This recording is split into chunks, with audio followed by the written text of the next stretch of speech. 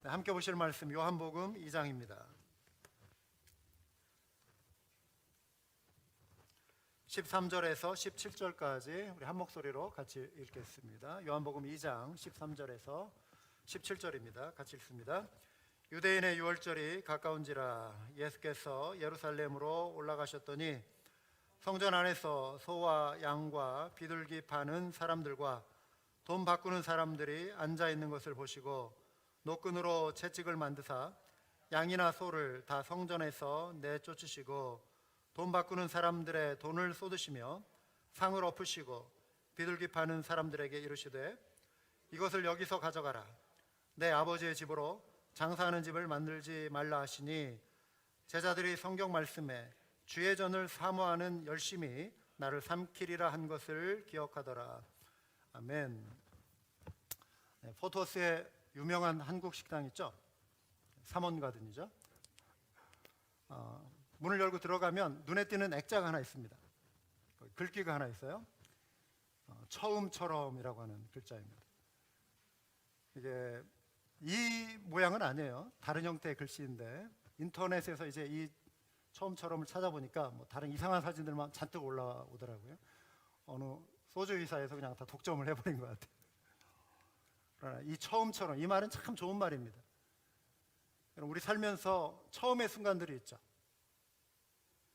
결혼식장에 들어서는 신랑 신부가 상대방을 향하여 맹세합니다. 그 처음의 맹세. 내가 영원토록 당신을 사랑하겠습니다. 어떤 환경에도 변함없이 사랑하겠습니다. 그 맹세, 처음의 맹세가 있습니다. 비즈니스를 시작할 때 가졌던 그 처음의 마음이 있죠. 우리 식당 우리 집사님도 아마 이 마음으로 처음에 가졌던 이 각오, 내가 정말 성실하고 또 최고의 서비스로 섬기는, 고객을 섬기는 그런 비즈니스를 운영하고 싶다, 그런 처음의 마음, 그 각오로 아마 이 글귀를 선택하지 않았나 싶습니다. 예수님을 믿고 여러분이 감격했던 그 처음의 순간, 우리는 이것을 첫사랑이라고 합니다. 우리 신학교를 졸업하는 분들, 이제 목사 안수를 받을 때 하나님 앞에 순전하게 드렸던 그 처음의 헌신과 또 각오가 있습니다. 직장 생활을 하시는 분, 첫 출근 날에 그 감격, 그 기대감, 또 두려움, 설레임 기억하시는 분들 있을 거예요. 새해 첫날, 우리 벌써 한 달이 지났는데요. 송구영신 예배 때, 그리고 1월 1일 여러분들이 하나님 앞에서 기도하면서 가졌던 새해의 어떤 결심들, 적어봤던, 기록해봤던 그런 내용이 있을 것입니다. 시간이 흘러도 인간관계에 있어서, 또 삶의 태도와 자세에 있어서, 그리고 헌신에 있어서 변함이 없는 사람들이 있어요. 꾸준한 사람, 일관된 사람들. 그리고 심지어 더 깊어지는 사람이 있습니다. 갈수록 하나님을 더 사랑하고 또 더 베풀며 살아가고 또 더 여유 있는 마음의 여유를 가지며 살아가는 사람들도 있습니다. 그런데 반대로 그렇지 못한 경우도 있죠. 그 처음처럼을 잊고 살아가는 사람들이 있습니다. 어느 순간 남편에게서 또 아내에게서 나에 대한 그 사랑이 변화된 것을 발견할 때 그 마음에 찾아오는 어떤 당혹감 또는 어떤 배신감, 이런 것을 느끼는 분들도 혹시 있을지 모르겠습니다. 신앙의 첫사랑이 식고 하나님 앞에 드리는 예배가 어느 순간부터 그냥 무미건조한 형식적인 예배가 되어버리죠. 기도의 열정이 사라집니다. 말씀을 읽어도 의무적인 하나의 그냥 해야 하니까 하는 것처럼 어떤 장수 채우기 위해서 읽는 그런 성경 읽기가 될 수 있습니다. 영적인 무기력감을 느끼는 그런 성도들도 있죠. 그리스도인이라고 하는 타이틀은 있지만 삶은 전혀 하나님과 상관없이 살아가는 그런 그리스도인들의 삶도 있습니다. 직장 생활의 흥미와 열정이 사라진 지 오래고요. 월요일부터 벌써 주말이 기다려지고 휴가 날짜를 손꼽아 기다리는 그런, 정말 일하는 것이 정말 힘든 그런 마음으로 살아가는 직장인들도 있을 거예요. 새해 첫날 여러분들이 어떤 결심을 했는지조차 본인 스스로도 그것을 잊고 그냥 이렇게 지나는, 그래서 시간 관리도 안 되고 신앙 관리가 무너져 버린 그런 분들도 있습니다. 처음처럼이 아련한 과거의 기억 속으로 사라져 버린 채 아무런 느낌을 주지 못하는 위험은 언제든 우리에게 찾아올 수 있습니다. 그래서 우리는 처음처럼을 기억해야 합니다. 출애굽 당시에 이스라엘 백성은요, 지긋지긋한 애굽의 포로 생활로부터 이제 벗어나면서 그 구원의 놀라운 감격을 경험했습니다. 바로 왕이 완고했죠. 고집이 셌습니다. 그래서 애굽의 모든 집안의 장자들을 죽임으로써 그 심판에 이르러서야 그가 이제 마침내 항복을 했죠. 그래도 또 고집을 피우고 그냥 또 도끼를 품고 이스라엘 백성들 또 죽이겠다고 또 찾아오지 않았습니까? 그 완고한 바로를 심판하기 위해서, 애굽을 심판하기 위해서 장자를 죽이실 때 하나님께서 히브리 백성, 그 히브리인들, 이스라엘 백성들의 장자는 살려주셨죠. 양을 죽여 피를 좌우 인방 문설주에 바르게 했습니다. 그 피를 보고 심판이 피해갔죠. 뛰어넘다, pass over, 유월절, 이 유대인의 이 절기가 여기에서 유래했죠. 이 놀라운 구원의 감격을 대대로 후손들이 기억하게 하시기 위해서 유월절을 지키라고 하는 그 명령을 모세를 통해 이스라엘 백성들에게 주셨습니다. 이 내용이 출애굽기 12장에 나오죠. 내가 애굽 땅을 칠 때에 그 피가 너희가 사는 집에 있어서 너희를 위하여 표적이 될지라. 내가 피를 볼 때에 너희를 넘어가리니 재앙이 너희에게 내려 멸하지 아니하리라. 너희는 이 날을 기념하여 여호와의 절기를 삼아 영원한 규례로 대대로 지킬지니라. 오늘 이 말씀은 유대인의 유월절이 배경이 되는 내용이죠. 출애굽 이후에 1500년의 시간이 흘렀습니다. 예수님이 이제 오셨죠. 이스라엘의 그 구약의 역사 속에서 유대인들은 수많은 역사의 어떤 굴곡을 경험했습니다. 수많은 일들이 있었죠. 하나님 앞에 때로 정말 충성했던, 신실했던 때도 있었지만 배반하고 하나님을 거스려 대적했던 때가 사실 더 많았습니다. 이로써 심판이 찾아오고 많은 어려움이 있었죠. 그래서 그들 중에 새로운 각성을 한 사람들은 우리가 하나님의 법을 떠났기 때문에 이러한 심판이 있었다, 그걸 깨닫고 율법을 이제 철저히 좀 지켜야 한다, 그러한 각오로 다시 이전에 하나님의 그 율법을 회복하고자 하는 그런 운동들이 있었죠. 바리새파, 이런 율법학자들이 그런 사람들이었습니다. 예수님이 오셨을 때 나름대로 그들은 하나님의 그 모세를 통해 전해주신 그 하나님의 가르침을 나름대로 지켜보려고 노력을 했습니다. 그런데 과연 그들의 그 모습이 처음에 그 순수한 유월절의 모습을, 그 의미를 지켰을까요? 오늘 본문의 13절을 보시면은요, 이런 내용이 나옵니다. 유대인의 유월절이 가까운지라 예수께서 예루살렘으로 올라가셨더니. 유월절은 오순절, 초막절과 더불어 유대인의 3대 절기 중에 하나이죠. 이때는 히브리인 남자들이 다 예루살렘에 올라가서 이 절기를 지켜야 했습니다. 예수님도 지금 예루살렘에 가셨어요. 거기에 도착하셨을 때 예수님 앞에 펼쳐진 그 당시에 명절을 지키는 사람들의 분위기가 이제 눈에 띄었는데, 그 예수님의 관점에서, 그리고 함께 동행했던 그 제자들의 눈에 비친 그 유월절의 모습을 지금 보여주고 있는 내용이 오늘 요한복음 2장의 내용입니다.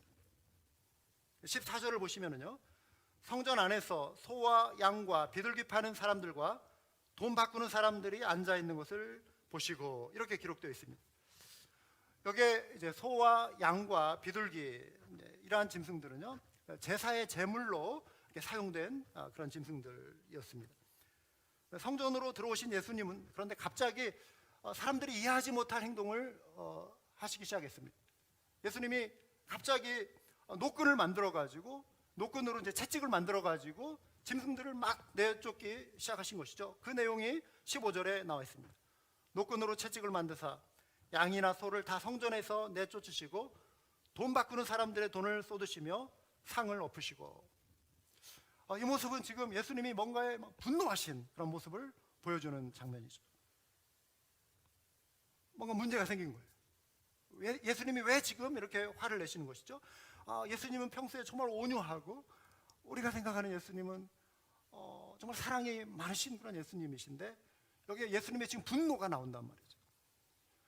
우리가 성경에도 보면 하나님은 자비가 한이 없으신 분, 긍휼에 풍성하신 하나님이신데 때로 공의의 하나님, 그리고 진노하시는 하나님, 또 심판하시는 하나님의 모습을 동시에 보여주고 있습니다.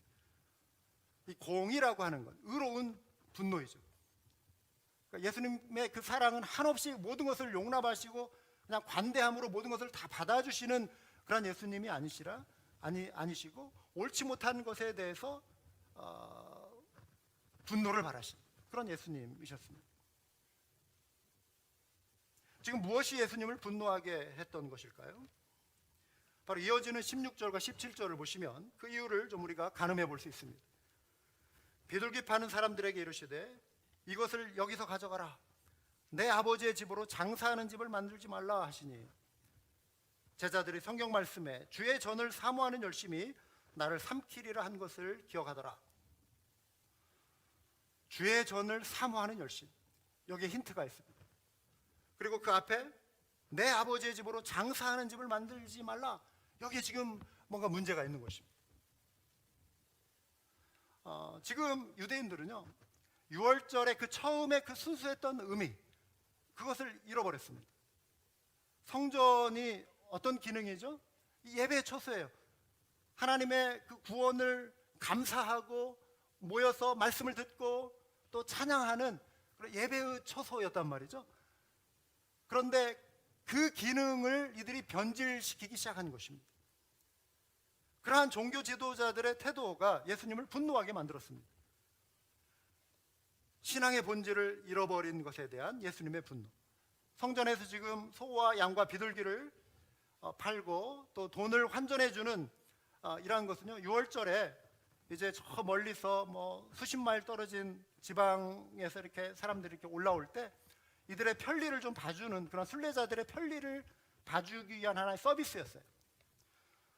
이들이 멀리서 뭐 양을 그냥 뭐 끌고 온다라고 하는 거 보통 일이 아니죠.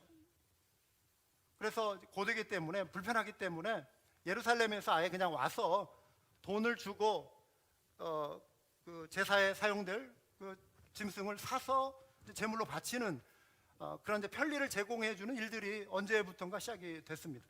그 자체는 문제가 없어요. 그리고 순례자들은 이제 성전세라고 하는 세금을 바쳤는데요. 이 세금은 두로 지방에서 만든 이 셰켈, 그러니까 이게 은전인데 이게 성전세가 노동자 이틀 품삯이라고 합니다. 그러니까 오늘 뭐 우리 시대의 어떤 그 개념으로 이렇게 환산해 보면 대략 어느 정도 되는지 그 당시 어떤 그 화폐 가치로 생각해 볼 수 있겠죠. 그런데 이러한 배경 속에서 예수님이 내 아버지의 집으로 장사하는 집을 만들지 말라 이렇게 말씀하셨습니다. 지금 예수님이 말씀하시는 아버지의 집, 어떤 장소이죠? 마가복음에 보면 또 다른 의미가 나와 있습니다. 같은 장면을 이제 요한복음에서는 좀 앞부분에 이렇게 소개하고 있고 다른 공간복음에는 두 차례 이렇게 또 소개되어 있는데 이걸 같은 사건을 두 번으로 말한 것인지 아니면 두 번의 사건을 나누어서 말한 것인지 학자들의 의견은 분분합니다. 그런데 성전을 정결케 하신 사건의 의미로서 동일한 그런 내용으로 이렇게 보셔도 되겠습니다. 근데 마가복음에 보면 예수님이 이렇게 말씀하세요. 이에 가르쳐 이르시되 기록된 바 내 집은 만민이 기도하는 집이라 칭함을 받으리라 하지 아니하였느냐. 너희는 강도의 소굴을 만들었도다 하시매. 자, 성전의 본래 의미가 기도하는 집이에요. 하나님을 예배하는 처소입니다.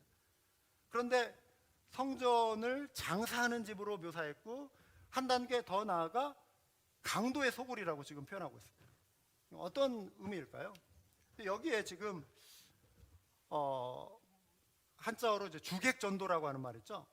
주인과 객이 바뀌는 경우, 본질과 비본질이 바뀌는 것이죠.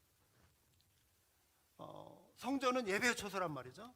하나님을 예배하는 그 본연의 기능을 잃어버리고 주변적인 것이 오히려 그 성전에서 행하는 그 나타나는 분위기에 줄을 이루는 이 모습, 이게 주객 전도라고 하는 것입니다. 만민이 기도하는 집이어야 할 이 성전이 만몬을 섬기는 그런 모습으로 지금 변질되어 가고 있는 것입니다. 처음에 순수한 성전의 기능을 잃어버린 것이죠. 그러니까 이 상황 속에서 보면은 그 유월절을 이용해서 일부 어떤 사람들이 유월절 하면 정말 그 아까 말씀드린 것처럼 하나님의 그 구원을 감격하고 막 기대하고 막 그 하나님을 새로운 마음으로 예배하겠다라고 하는 그 어떤 감격을 가지고 나올 수 있는 그런 마음이 되어야 하는데, 어떤 사람들에게는 야, 유월절이 되면 내가 또 한몫 거머쥐겠다. 어떤 거냐면 이 환전을 하는 과정에서 부당 이득을 취하는 그런 일들이 일어났을 법한 그런 대목이죠. 강도의 소굴이라고 하는 것은 착취라고 하는 것이죠. 그냥 순수한 의미로 이렇게 편리를 봐주는 의미가 아니라 그걸 이용해서 돈벌이의 수단으로 삼는 것이죠. 그런 유대인들의 모습이 바로 주객전도의 모습이었다라고 하는 것입니다. 여러분, 돈이 거래되는 곳에서는요, 부정과 부패가 일어나게 돼 있어요.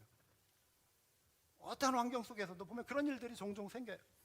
거기에는 어떤 그 이권을 이렇게 잡으려고 하는 그런 어떤 암투가 있고, 또 거기에 어떤 권력이 생기고, 또 이해관계가 생기고 갈등이 생깁니다.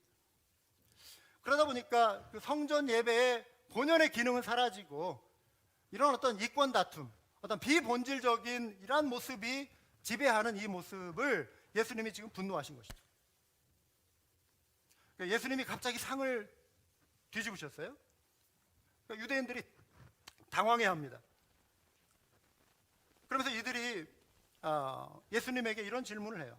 18절에 보시면 이에 유대인들이 대답하여 예수께 말하기를 네가 이런 일을 행하니 무슨 표적을 우리에게 보이겠느냐. 그러니까 예수님이 어떤 권위로 지금 당신이 어떤 권위로 이런 일을 합니까? 당신이 정말 선지자입니까? 그렇다면 이 일을 할 수 있는 어떤 그 권리를 지녔다라고 하는 어떤 증거를 보여보시오. 그것은 어떤 표적이겠죠. 그렇다면 우리가 당신을 하나님의 사람으로 인정하겠습니다. 우리에게 보일 표적이 무엇입니까? 이렇게 질문을 하는 것입니다. 예수님이 대답하시기를, 여기에 이제 그 유명한 표현이 나오죠. 이 성전을 헐라 내가 사흘 동안 일으키리라. 이게 바로 예수님이 보여주실 표적이라고 지금 말씀하시는 거예요. 여러분, 예루살렘 성전은 헤롯 대왕이 건축을 했습니다. 기원전 20년에 시작을 했어요. 그리고 지금 이 대화가 오고 가는 때는 주후 27년경입니다. 그러니까 46년의 시간이 흘렀어요. 그러니까 46년 동안 건축한 이 건물을 헐면 사흘 만에 다시 짓겠다. 이게 말이 되느냐? 어떻게 이런 일을 할 수 있느냐? 그런데 이 상황에 대해서 이 저자인 사도 요한이 설명을 해주고 있어요. 해설을 해주고 있어요. 그게 21절의 내용입니다. 그러나 예수는 성전된 자기 육체를 가리켜 말씀하신 것이라. 예수님이 십자가에 고난을 당하시고 죽으신 사건을 성전에 비유하고 있는 거예요. 성전이 무너지는 것으로 비유하신 거예요. 사흘 만에 일으키신다. 이것은 사흘 만에 부활하시는 것을 의미하는 것입니다. 이게 표적이라고 하는 거예요. 제자들이 그 당시에 이 말씀을 들을 때 이해하지 못했어요. 근데 22절에 보시면 죽은 자 가운데서 살아나신 후에야 제자들이 이 말씀하신 것을 기억하고 성경과 예수께서 하신 말씀을 믿었더라. 여러분, 우리가 성경을 하나님의 말씀으로 믿을 수 있는 가장 강력한 증거 가운데 하나는 증거 가운데 하나라고 표현하기보다도 가장 강력한 증거 그 자체라고 표현하는 것이 더 옳겠습니다. 그것은 바로 예수 그리스도의 부활이에요. 부활하신 예수님. 어느 종교에도 나타날 수 없는 가장 강력한 증거. 예수님이 고난에 대해서 말씀하실 때 어김없이 부활에 대해서도 언급하셨죠. 성전을 헐라 사흘 만에 일으키리라. 이 부활의 예언, 그것이 성취되었죠. 부활하심으로 성경과 또 예수께서 하신 말씀하신 것을 기억하고 성경과 예수께서 하신 말씀을 믿었더라 그랬습니다. 사랑하는 여러분, 우리들의 모든 믿음의 기초는 예수 그리스도의 부활이 되어야 할 줄 믿습니다. 부활하신 예수님을 꼭 기억하시기 바랍니다. 이거야말로 우리 믿음의 가장 강력한 변증이에요. 흔들릴 수 없는 증거, 흔들릴 수 없는 확신, 예수 그리스도의 부활이라고 하는 사실입니다.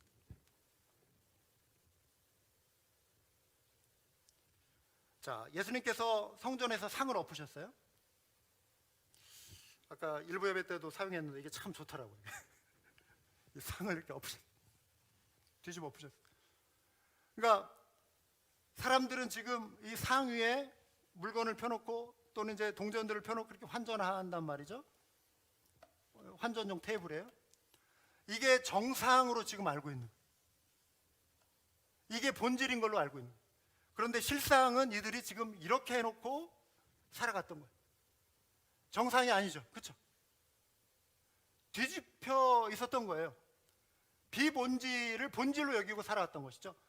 성전 예배, 하나님을 예배하는 만민의 기도하는 집으로 여기고 예배의 본질을 붙들고 살아가야 그 6월절에 그 순전한 의미를, 그 처음의 의미를 붙들고 살아갈 이스라엘 백성들이 어느 틈엔가 퇴색이 되고 의미를 잃어버리고 비본질을 본질로 착각하고 살아가는, 이거를 뒤엎었다라고 하는 것은 정상을 비정상으로 엎으신 것이 아니라 비정상을 정상으로 돌려놓으신 사건이었습니다. 성전을 정결케 하신 사건이었습니다. 근원적인 어그러짐, 비뚤어짐.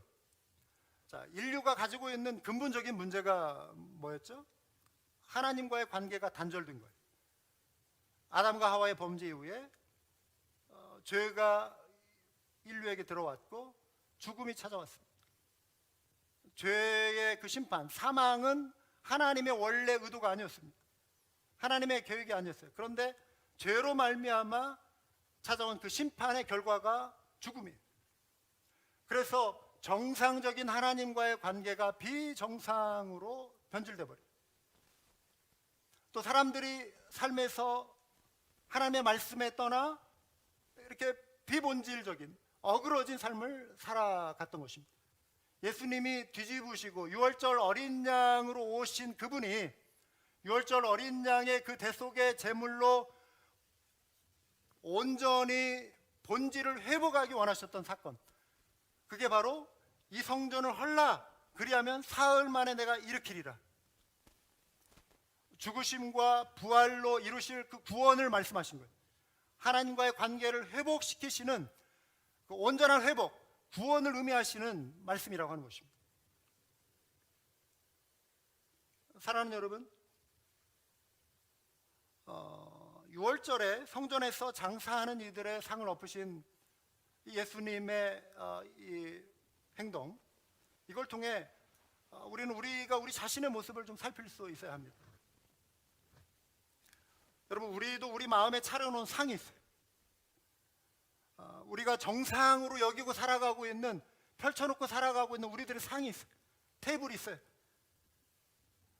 그런데 만일 그 모습이 하나님의 말씀에 어긋나고 하나님의 뜻을 거스리는 그런 모습이라면 이것을 우리가 바로잡아야 한다는 거예요.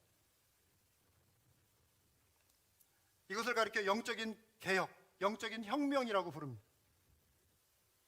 본질과 비본질이 바뀐 것을 바로잡는 것, 우리에게 영적인 혁명이 필요해요. 상을 뒤엎어야 합니다. 처음에 그 순전한 마음으로 우리가 돌이켜야 하는 것입니다. 우리가 어느 부분에서 본질을 잃어버린 신앙으로 전락했는지 살펴볼 필요가 있어요. 우리는 결코 이 부분을 가볍게 여기면 안 돼요. 왜냐하면 하나님은 살아계시고 하나님은 심판하시는 하나님이시기 때문에 그래요. 하나님이 죄인을 사랑하시지만 죄는 미워하시죠. 끝까지 참으시는 하나님이 아니십니다. 죄에 대해서 심판하시는 하나님이 있습니다. 우리는 하나님을 두려움으로 떨며 섬겨야 돼요. 우리가 하나님과의 관계를, 그 특권을 남용하려고 하면 안 돼요. 오용해서도 안 돼요. 하나님의 자녀니까 뭐 마음대로 내가 하고 싶은 대로 행동하고 판단하고 하나님과 상관없이 그렇게 살아도 된다고 오해하시면 안 됩니다.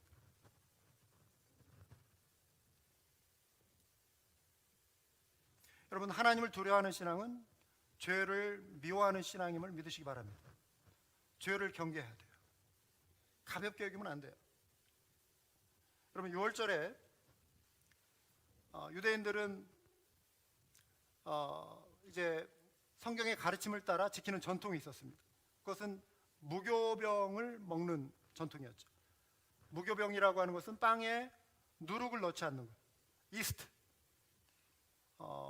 빵을 잘 만들기 위해서는 누룩을 넣어야 해요. 부풀려서.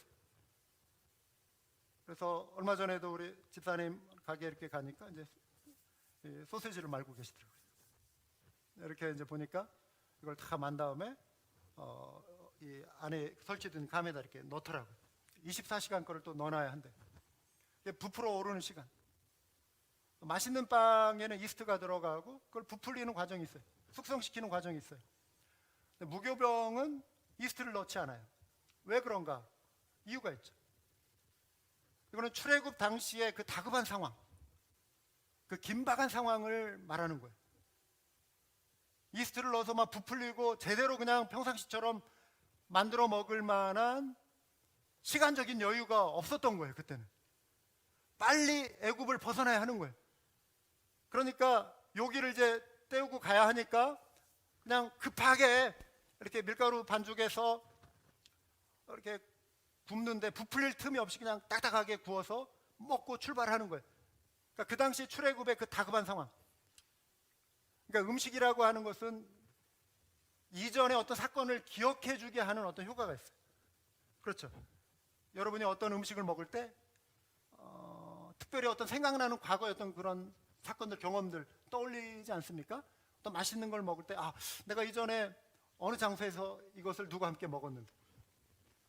제가 아까도 그런 말씀 소개했지만 저 같은 경우 약간 그 부분에 이렇게 민감해요. 그래서 맛에 대한 어떤 기억이 제가 좀 있어요. 그래서 처음에 먹은 어떤 특별한 음식은 이렇게 오래 기억이 나면 언제 어디서 누구와 함께 먹었다. 피자를 처음 먹은 날짜는 아니지만 어느 장소에서 누구와 함께. 그 당시에 김준이라고 하는 저희 신학교 선배하고 버지니아의 그 페어팩스에서 이렇게 내려오는 29번이었나 그 거리에 어느 피자 헛에서 페네 구운 피자를 먹었다. 맥도날드 햄버거, 빅맥, 언제 어디서 우유를 먹었던 기억.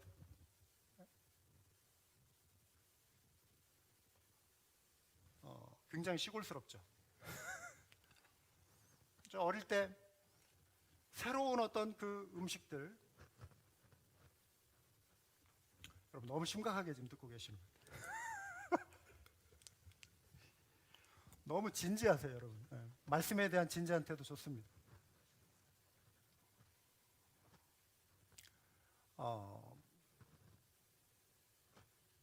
이 무교병을 먹을 때 이들이 기억하는 게 있는 거죠. 그 당시에 그 구원의 긴박함. 그래서 무교병을 먹으라. 여러분 신약 성경에서는 이 의미를 그런데 다른 각도에서 해석해 줍니다. 신약 성경에서는 사도 바울이 이 누룩을 죄에 비유하고 있어요. 누룩은 퍼져가는 어떤 성질이 있죠. 확산되는 것입니다. 고린도전서 5장에 보시면 7절에 이런 내용이 나옵니다. 너희는 누룩 없는 자인데 새 덩어리가 되기 위하여 묵은 누룩을 내어버리라. 우리의 유월절 양 곧 그리스도께서 희생이 되셨느니라.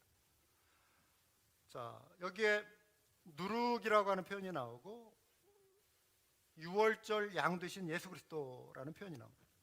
지금 연결이 되고 있습니다. 이제 구약에서는 그 누룩 없는 무교병이 그 6월절의 그 심판, 또 구원의 그 긴박성, 이동의 긴박, 출애굽의 그 긴박성을 보여주는 것인데, 신약에 와서는 이것이 죄의 오염과 관련된 것이다라는 말씀 지금 드리고 있어요. 그러니까 누룩이 지금 퍼져가고 있는데 교회 안에 들어온 어떤 죄가 있는 거예요. 고린도전서 5장의 그 배경이 그거예요. 이 심각한 죄예요. 도덕적으로 굉장히 문제가 되는 이 죄를 교회가 남용하고 치리하지 않는 그 모습을 사도 바울이 알고 고린도 교회를 향하여 책망하는 내용이에요. 그래서 묵은 누룩을 제거하라, 죄를 제거하라. 그래야 교회가 순결해질 수 있다. 이거는 교회 공동체를 향한 어떤 말씀이기도 하지만 우리 자신의 내면의 모습을 살필 수 있는 말씀이기도 합니다. 우리가 어떤 죄를 받아들이고 허용하고 그것을 품고 살아가는 순간 우리의 마음은 죄로 오염이 되는 것입니다. 영적으로 죽어가기 시작하는 것이죠. 그걸 빨리 우리가 캐치하고 그것을 제거하고 회개하고 뒤집어 엎어야 한다는 거예요. 영적인 혁명, 죄를 제거하는 것. 내가 마치 당연한 것으로 여기고 죄를 벗삼아 살아가고 있는 모습이 정상이 아니라고 하는 거예요. 이게 비정상이 된 거예요. 이거를 뒤집어 엎으라 이것입니다.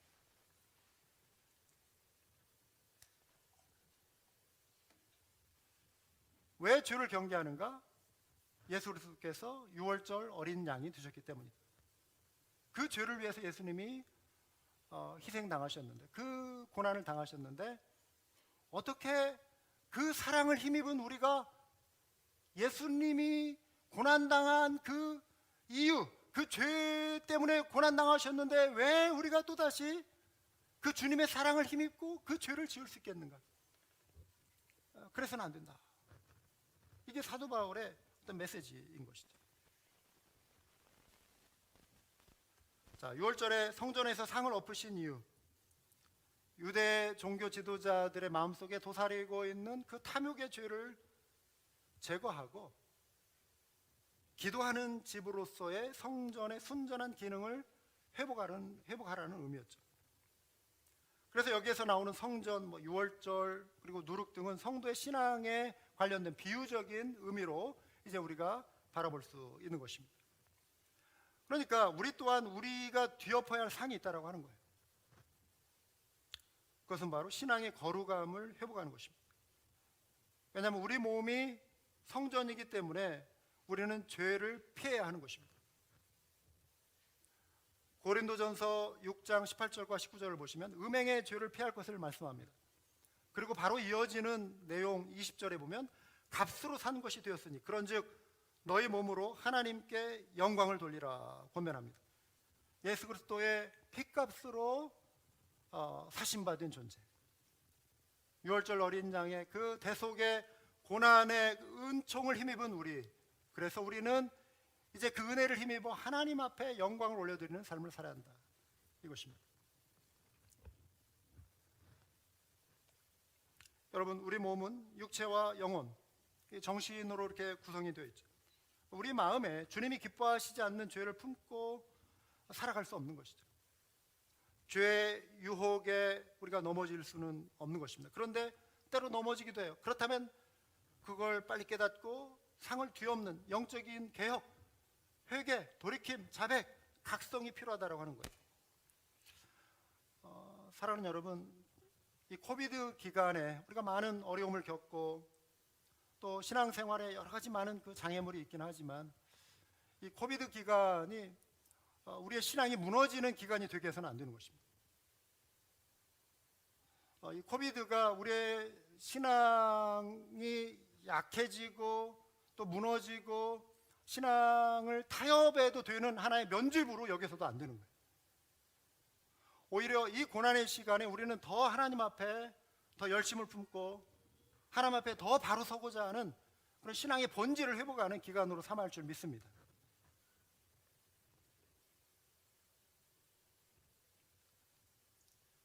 우리는 이 시대에 위기의식을 가져야 돼요. 하나님을 더 간절히 찾고자 하는 그 열정적인 신앙을 회복해야 하는 것입니다. 그럼 태풍이 몰아치면 많은 피해를 주지 않습니까? 태풍은 참 무서운 거예요. 뭐 그냥 우리가 평상시에 이렇게 맞을 수 있는 이런 바람 정도가 아니죠.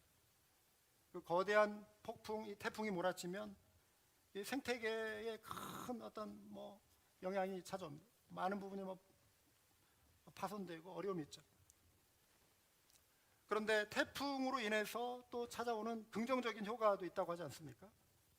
뭐 여러 가지 좋은 어떤 지나고 나면 그 태풍 자체는 참 심각하지만 그 태풍으로 인해서 자연이 다시 이렇게 순화되는 그런 정화되는 그런 순기능이 있다라고 하죠.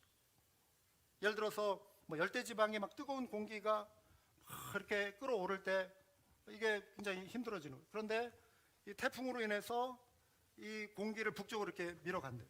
그러면서 대기 온도를 이렇게 조정해주는 그런 기능을 하고, 바다에 낀 적조 현상, 또 강이나 이런 또 호수에 낀 이런 녹조 현상을 이렇게 제거해주는, 웬만한 비바람 정도로 해결이 안 되는 거대한 태풍이 몰아쳐야만 해결될 수 있는.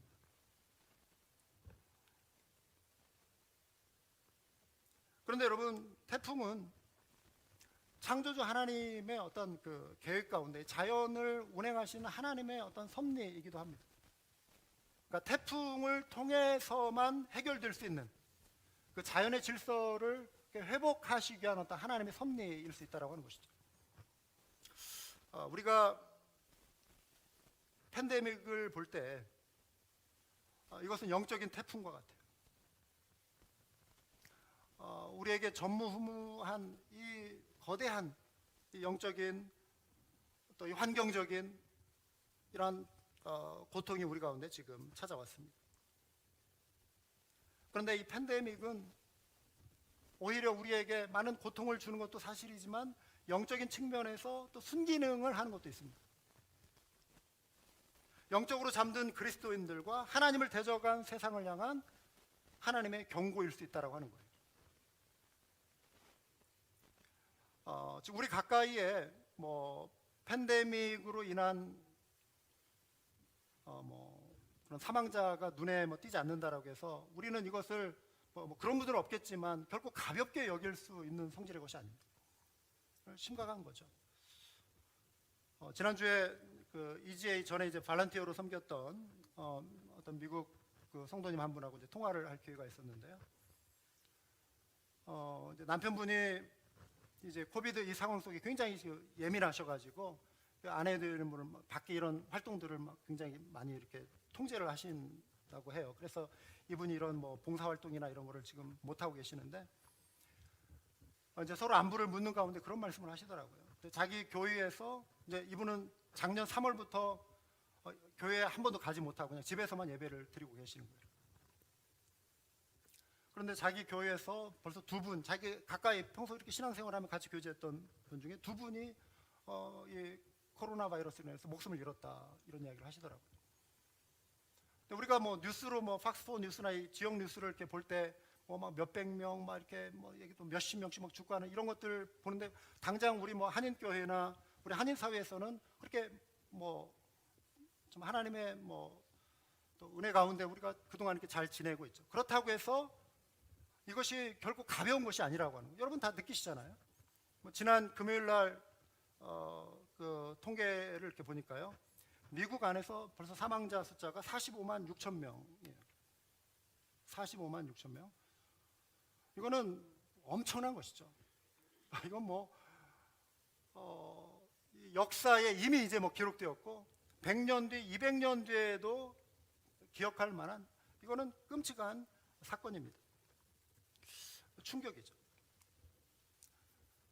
이 코비드 기간 속에 우리가 이것이 그냥 하나의 우리가 원치 않는 어떤 바이러스의 하나의 어떤 공격 정도로 이제 그냥 생각하고 이것이 그냥 빨리 지나가는 차원 이거 정도만 우리가 생각하고 간다면 하나님이 지금 이 팬데믹이라고 하는 코비드라고 하는 이 태풍을 통해서 우리에게 주시고자 하시는 그 교훈을 우리가 놓칠 수 있다고 하는 것입니다.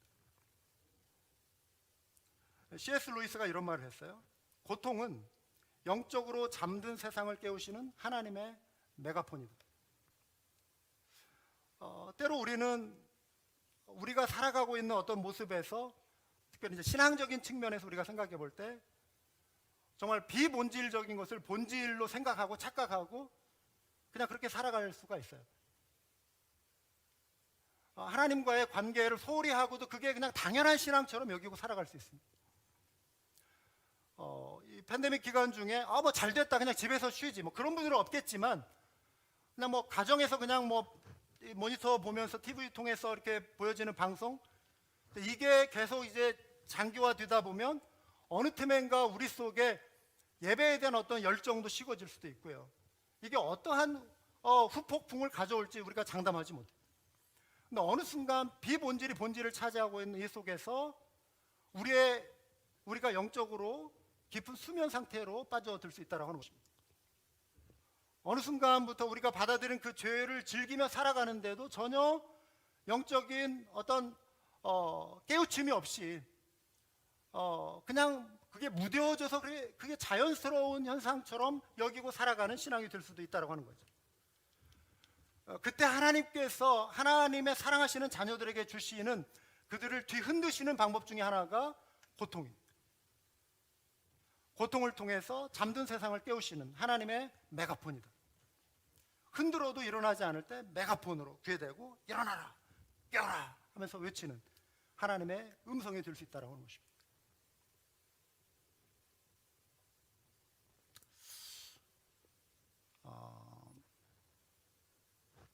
사랑하는 여러분, 우리는 우리의 마음을 갈아엎어야 합니다.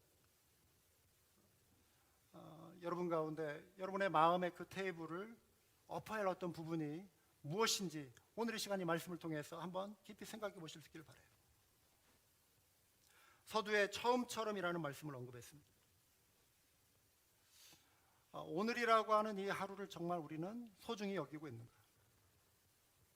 우리가 오늘 하루의 이 순간을 정말 감사하고 있는가?